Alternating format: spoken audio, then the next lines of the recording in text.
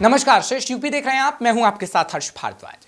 लोकसभा चुनाव के दौरान तमाम मुद्दों पर हुई चौतरफा बयानबाजी के बीच एक चीज विपक्ष के नेताओं, खासकर राहुल गांधी के हर कार्यक्रम में नजर आई। वो थी एक खास लाल किताब, जिसे हाथ में थामकर राहुल गांधी ने बीजेपी के खिलाफ जमकर हमला बोला। लेकिन क्या आपको पता है कि लोकसभा चुनाव की दिशा को बदलने वाले इस किताब का सीधा कनेक्शन यूपी के लखनऊ और बाइबल से है? तो क्या ही पूरा मामला और देश में बड़े बदलाव का प्रतीक बनी इस लाल रंग की किताब के लखनऊ बाइबल कनेक्शन की क्या है पूरी कहानी, समझिए जरा। राहुल गांधी की हर रैली, हर जनसभा, यानी कि हर एक कार्यक्रम में, यहाँ तक संसद में भी राहुल गांधी के हाथों में नजर आई ये लाल किताब बड़े बदलाव का प्रतीक बनकर लोकसभा चुनाव 2024 में उभरी है। ये लाल किताब संविधान की कॉपी है, जिसे पॉकेट संविधान कहा जाता है, जिसका सीधा संबंध यूपी की राजधानी लखनऊ और बाइबल से है, जिसे इत्मीनान से समझेंगे। लेकिन सबसे पहले ये जान लेते हैं कि इस लाल किताब ने कैसे राहुल गांधी और कांग्रेस की किस्मत बदलते हुए बीजेपी को बड़ा झटका दिया है। दरअसल लोकसभा चुनाव 2024 में राहुल गांधी ने जब इस पॉकेट संविधान को थामकर बीजेपी की हर एक रणनीति पर इसके जरिए निशाना साधा, तो पूरा का पूरा खेल ही बदल गया और 400 पार जाने का ख्वाब देख रही बीजेपी बहुमत से एक पार्टी के तौर पर दूर रह गई।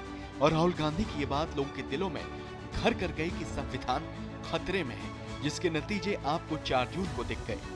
लखनऊ की ईस्टर्न बुक कंपनी लाल कवर वाले इस पॉकेट संविधान को छापती है। लाल बाग स्थित ईस्टर्न बुक कंपनी का दावा है कि वो संविधान के इस पॉकेट संस्करण का इकलौता प्रकाशक है, यानी कि वही इस पॉकेट संविधान को छापता है। पिछले 3 महीनों में, यानी कि चुनाव के दौरान, लगभग 5000 प्रतियां इस पॉकेट संविधान की बिक चुकी है। इसका पहला संस्करण साल 2009 में छापा गया था और तब से इसके 16 संस्करण प्रकाशित हो चुके हैं। इसकी प्रस्तावना पूर्व अटॉर्नी जनरल के वेणुगोपाल ने लिखी है। तो ये तो बात हो गई पॉकेट संविधान के लखनऊ कनेक्शन की।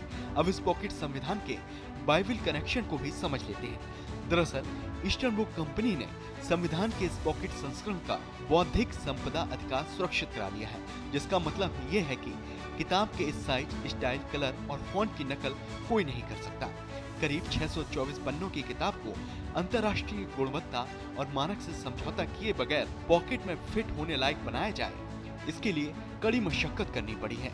तब जाकर इसे छापा गया और इसके लिए ईस्टर्न बुक कंपनी ने रिसर्च के बाद इसे बाइबल पेपर पर छापा, क्योंकि बाइबल पेपर बहुत बारीक होने के बावजूद मजबूत होता है, जिसके चलते ही बाइबल पेपर पर छपाई के कारण पेज पर दोनों तरफ छपाई होने के बावजूद एक पेज पर छपे शब्द पेज की दूसरी ओर नजर नहीं आते हैं। इसीलिए बाइबल पेपर का इस्तेमाल इस पॉकेट संविधान में किया गया। बाइबल पेपर एक तरीके से पेपर का एक प्रकाश होता है।